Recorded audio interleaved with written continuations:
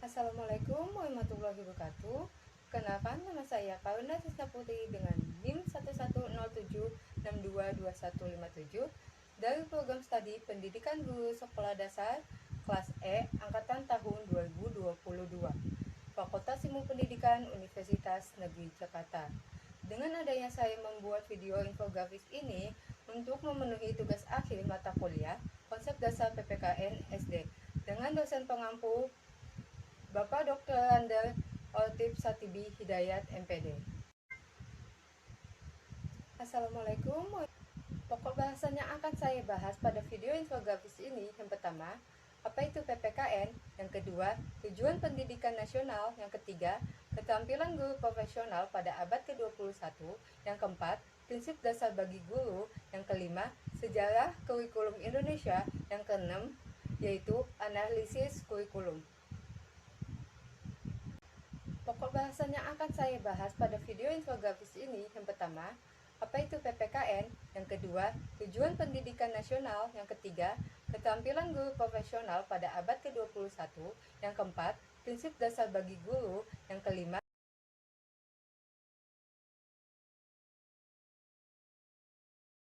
PPKN merupakan salah satu mata pelajaran yang biasa diajarkan baik pada jenjang dasar sekolah menengah ataupun pada jenjang perguruan tinggi.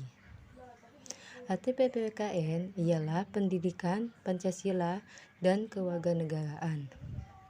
PPKN menjadi salah satu pelajaran penting dan utama yang harus dipelajari oleh seluruh siswa di Indonesia. Pelajaran PPKN ini diharapkan mampu menjunjung tinggi nilai-nilai Pancasila sebagai kebijakan nasional Indonesia. Selanjutnya, ada tujuan pendidikan nasional.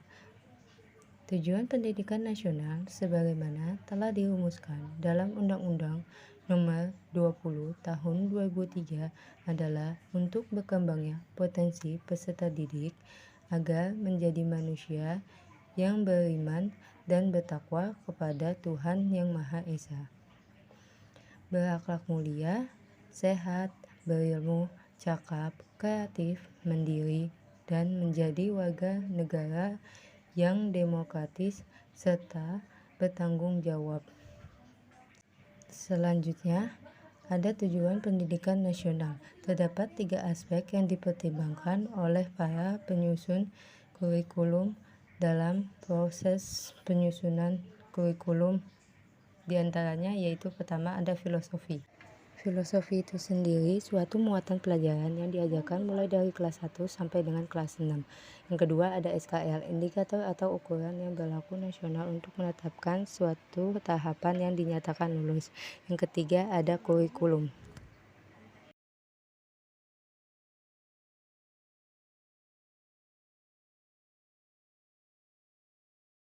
Selanjutnya ada keterampilan guru profesional pada abad ke-21. Yang pertama ada leadership, yaitu artinya kepemimpinan. Seorang guru harus memimpin bagaimana caranya memanage kelas sehingga dapat menciptakan pembelajaran yang bermakna.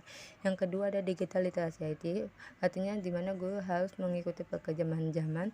Yang ketiga ada communication, yang artinya guru harus mampu berkomunikasi dengan siapapun. Yang keempat ada emotional intelligence, yang artinya menggunakan kecerdasan emosi. Yang kelima ada entrepreneurship, yaitu semangat kewirausahaan. Keenam itu ada global citizenship, artinya kewarganegaraan global. Yang ketujuh ada problem solving, itu kemampuan memecahkan masalah. Yang ke-8 ada teamworking, artinya kerjasama kelompok.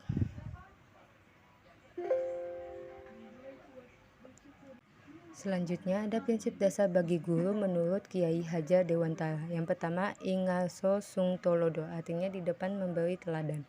Yang kedua ada ing madyo mangun kaso, artinya di tengah memberikan niat atau kemauan. Yang ketiga ada tuturi handayani, artinya di belakang memberi dorongan. Yang keempat ada doh paran kirim dungo, artinya jauh memberi doa. Yang kelima ada ing ngarso sung tolodo, artinya di depan memberi teladan. Yang keenam ada doh paran kirim dungo, artinya jauh memberi doa.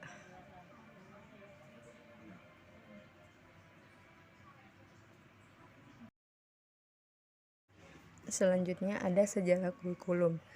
di mana seorang guru berhubungan dengan murid harus ada kurikulum. Dalam sejarah Indonesia memiliki perubahan kurikulum sebanyak 10 kali.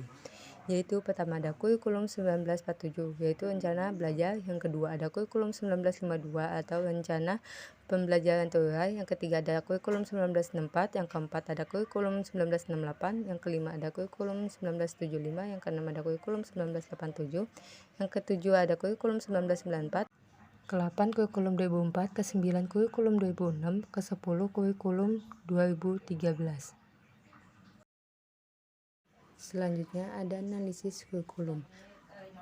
Berdasarkan hasil analisis kurikulum, muatan materi PKN kelas 3 semester 2, tema 8, Praja Muda Karana, subtema 1, Aku Anggota Pramuka, yang menunjukkan bahwa proses pembelajarannya meliputi 4 domain. Yang pertama spiritual, yang kedua sosial, yang ketiga pengetahuan, yang keempat keterampilan.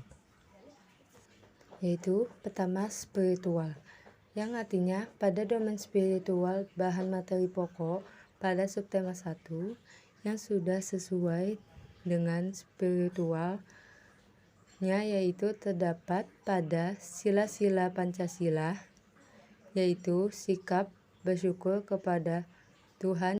Yang kedua ada sosial. Pada domain sosial, bahan materi pokok untuk subtema 1 sudah sesuai, yaitu sikap saling bermusyawarah, bekerja sama, dan siswa diarahkan untuk berdiskusi satu sama lain. Selanjutnya ada pengetahuan. Pada domain pengetahuan, bahan materi pokok untuk subtema 1 sudah sesuai, yaitu sikap saling bermusyawarah, bekerja sama, dan siswa diarahkan untuk berdiskusi satu sama lain. Jika saya menjadi guru, saya akan menambahkan advance material untuk materi tersebut berupa menambahkan video pembelajaran yang menerapkan sikap saling bermusyawarah, bekerja sama, dan siswa diarahkan untuk berdiskusi agar siswa lebih memahami materi tersebut, dan untuk dukungan tipeknya yaitu berupa link video YouTube tertera di bawah ini. Selanjutnya ada domain keterampilan, di mana pada domain keterampilan ini bahan materi pokok untuk tema 1 sudah sesuai, yaitu siswa diminta untuk menceritakan arti gambar bagian burung Garuda pada lambang negara Garuda Pancasila. Jika saya menjadi guru, saya akan menambahkan advance material untuk materi tersebut berupa kuis agar siswa dapat memahami materi yang sudah diajarkan, dan untuk dukungan tipeknya yaitu berupa link quizzes, yaitu tertera di bawah ini.